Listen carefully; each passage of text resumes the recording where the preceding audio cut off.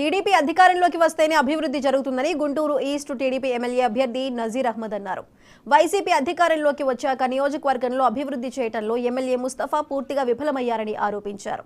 అభివృద్ధి చేశారని చెప్పుకుంటున్న అధికార పార్టీ నేతలకు నియోజకవర్గ అభివృద్ధిపై చర్చకు రావాలని సవాల్ విసురుతున్న నజీర్ అహ్మద్తో మా ప్రతినిధి అనిల్ ఫేస్ టు ఫేస్.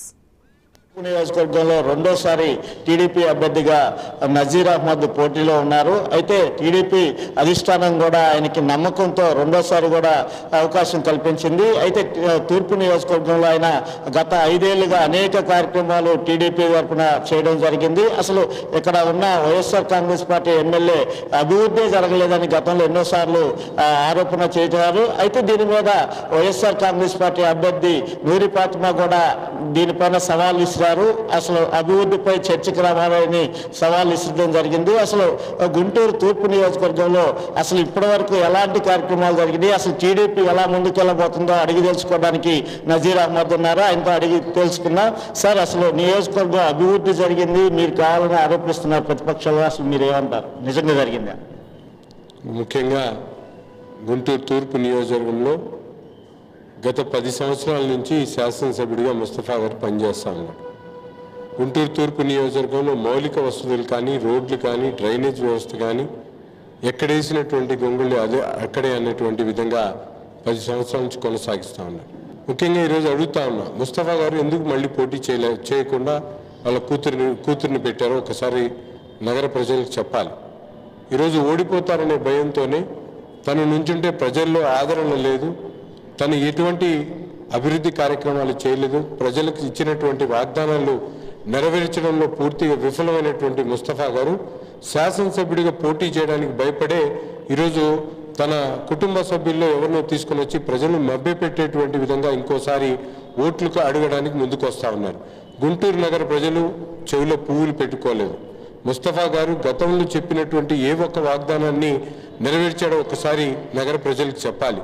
ముఖ్యంగా మైనారిటీలకు ఈ 10 సంవత్సరాల్లో ముస్తఫా గారు ఏం పీకాడో ఒకసారి చెప్పాలి.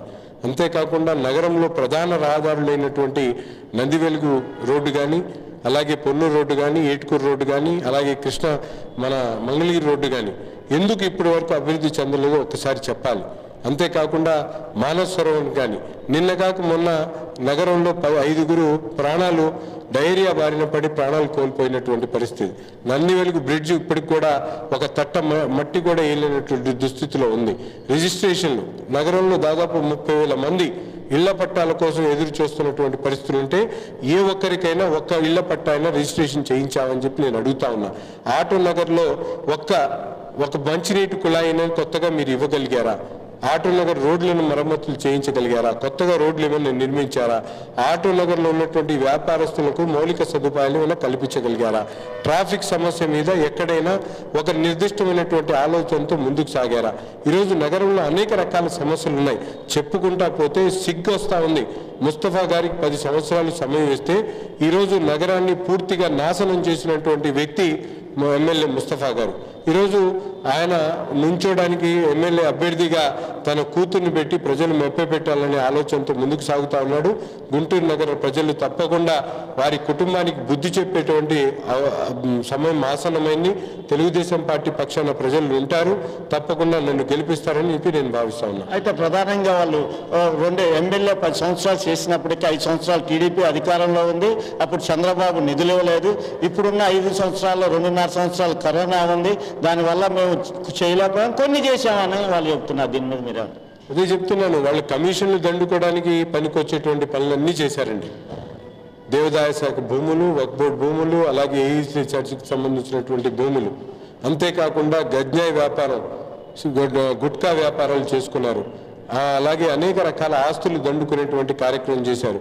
ఎక్కడైనా మున్సిపల్ సంబంధించినటువంటి రోడ్డు కాంట్రాక్టుల్లో కమిషన్లు దండుకునేటువంటి వ్యాపారం మాత్రం ఈరోజు గుంటూరు నగరంలో ఎమ్మెల్యే కుటుంబ సభ్యులు చేశారు. ఈరోజు ప్రజలకు అవసరమైనటువంటి ఏ ఒక్క కార్యక్రమం చేయలేదు. వారు చెప్పినటువంటి విధంగా గత 5 సంవత్సరాల్లో చంద్రబాబు నాయుడు గారి ప్రభుత్వం ఉన్నప్పుడు నందివెలుగు బ్రిడ్జి 70% పూర్తయినటువంటి మాట వాస్తవం కాదా అని చెప్పి నేను అడుగుతా ఉన్నా. ఆ రోజు రోడ్ల పరిస్థితి ఏంటో ఒకసారి ఆలోచించుకోమని చెప్పి ఇప్పుడు కూడా చెప్తున్నా. అన్నా క్యాంటీన్లు నడిపాం. గుంటూరు నగరంలో అనేక చోట్ల ప్రైమరీ హెల్త్ సెంటర్లు పెట్టాం. ఈరోజు ఈ 4.5 సంవత్సరాలు ఏం చేశారో గుంటూరు నగర ప్రజలకు ఒకసారి గుంటూరు నగర ప్రజలకు ముస్తఫా గారి కుటుంబ సభ్యులు చెప్పాలి. అయితే టీడీపీకి ఇలా ఇప్పుడు 2024 ఎన్నికల్లో ఎలాంటి ఆదరిస్తున్నారు? మీరు ఇక్కడ ప్రజలు ఏమంటున్నారు, మిమ్మల్ని ఏం కోరుతున్నారు? ముఖ్యంగా ఈరోజు రాష్ట్ర వ్యాప్తంగా చంద్రబాబు నాయుడు గారిని రాష్ట్ర భవిష్యత్తు కోసం చంద్రబాబు నాయుడు గారి అవసరం ఈ రాష్ట్రానికి ఉందని చెప్పి ప్రజలు గ్రహించారు.